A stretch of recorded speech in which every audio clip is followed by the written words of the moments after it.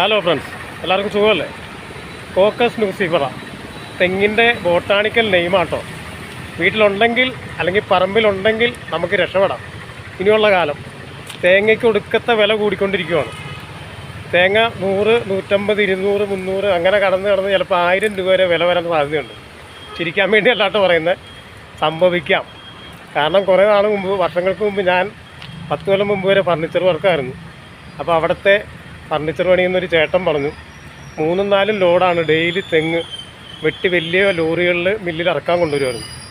അപ്പം ആ ചേട്ടൻ പറഞ്ഞു, കുറച്ച് വർഷങ്ങൾ കഴിയുമ്പോൾ തെങ്ങുണ്ടാവില്ല, തേങ്ങ ഉണ്ടാവില്ല, തേങ്ങയ്ക്ക് വില കൂടും, വെളിച്ചെണ്ണ കിട്ടാതെ വരും, വെളിച്ചെണ്ണയ്ക്ക് വില കൂടും എന്നൊക്കെ പറഞ്ഞു.